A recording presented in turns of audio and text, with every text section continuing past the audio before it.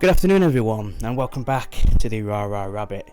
So it's been a long time since I last made a video. It's not because I haven't wanted to.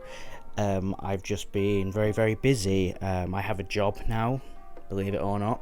I'm working in mental health, which is great for me. It's something that I've always wanted to do. It's an area that I've always been very interested in, and now I get to help people by using my own experiences of mental health challenges, and it's really rewarding, also very challenging, but yeah, that's kind of where I've been over the last year and a few months.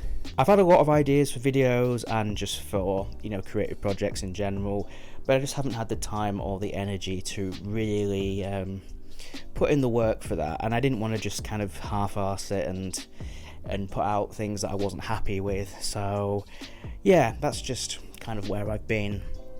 So today I want to talk about being 10 years on testosterone. October was my 10-year anniversary, 10 years of medically transitioning, and I've just been feeling quite reflective about a lot of things. For one thing, I never thought I would get to 10 years on testosterone. I remember thinking I would never even get on testosterone. 10 years ago, there was still a bit of a waiting list to be seen by gender clinics, and just all of the hoops that you have to jump through in order to, get approved for medical transition. And as I've said in previous videos, it did take me quite a few years to get on hormones, from being diagnosed as having gender dysphoria, and I believe transsexualism, that was sort of what it used to be known as. I got those diagnoses, and then it took maybe 2 or 3 years to actually get onto hormones, and it's just been an incredible journey, very challenging at times, but ultimately worth it. I genuinely could not see myself living without hormones, without transitioning. For me, that was just not an option. If anybody sort of met me pre-transition, I was incredibly shy, incredibly anxious, did not interact with people at all. I did not feel at home in myself. And through transitioning, I have come on leaps and bounds in terms of just being comfortable in myself, social interaction, being able to talk to a camera. Transitioning has saved my life 100%. And to be here 10 years on is just sort of mind-blowing. Now, when I was transitioning, when I was, at the beginning of my journey, it was very confusing for me. I have made a video on here before, talking about how I was a little bit transphobic before realising that I was trans. Not in a hateful way necessarily, but my knowledge of trans people was very limited. I only really knew of trans women. You never heard of trans men, and usually trans women would be the butt of a joke, and yeah, the idea that I had of trans people wasn't particularly positive, and I did kind of see trans people as being a bit weird, as not being quite right. Like, nobody had explicitly said to me that being trans is wrong, or like there's any, no one had said anything like that. But the way that I saw people react to trans people, the way I saw society react to trans people, that indicated to me that there was something not right with these people.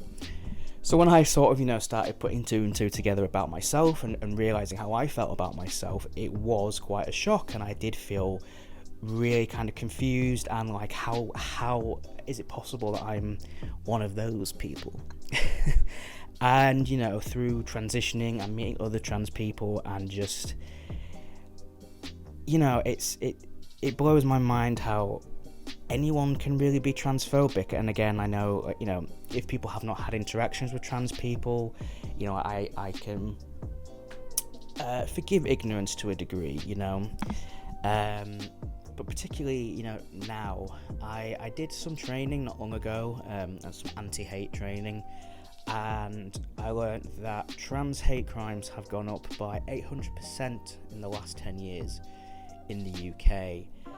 And On the one hand, I was surprised, but I also wasn't. The way things have been over the last few years, it's just, transphobia, and I guess homophobia as well, just anything sort of queer-phobic, has been on the rise for ages now, and to be honest, it is quite scary. I never used to have much trouble or much of a problem, talking about being trans to people.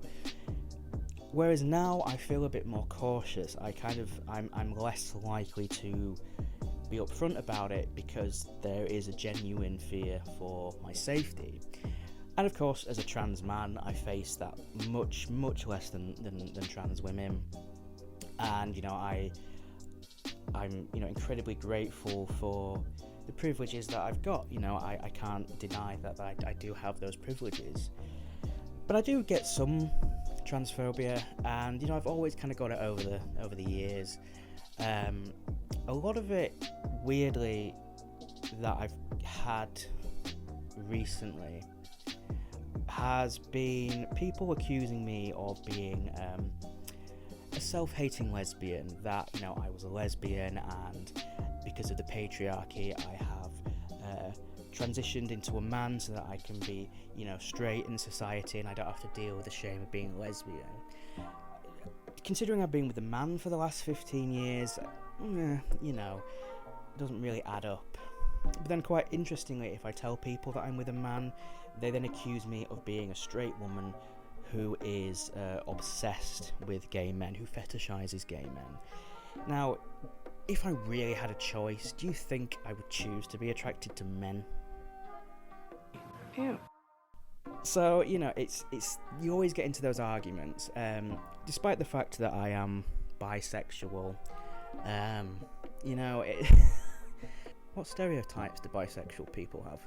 Here we go, bisexual myths. Bisexuals are shallow, narcissistic, untrustworthy, hedonistic, and immoral. I won't hear it, and I won't respond to it. Put that away. So strangely, a lot of the transphobia I have seems to be around sex and who I'm attracted to.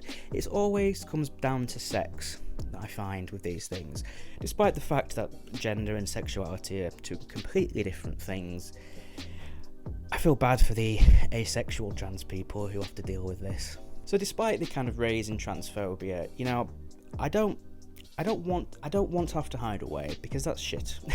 And I like to be able to talk about my experiences in the hope that it helps other people who are going through something similar, or it helps raise awareness with other people who aren't trans, so that people can understand what it is that we have to go through.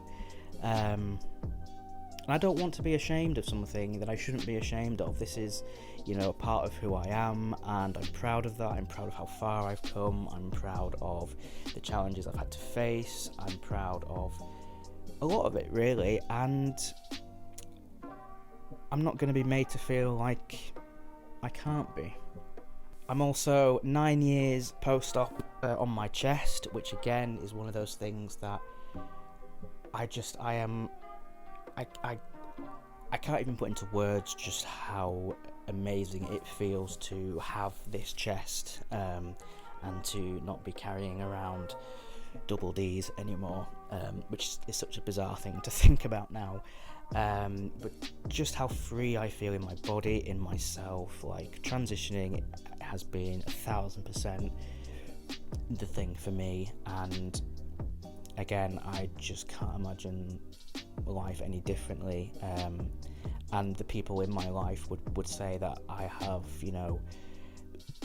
come a long way in myself, and they wouldn't want to see me any other way.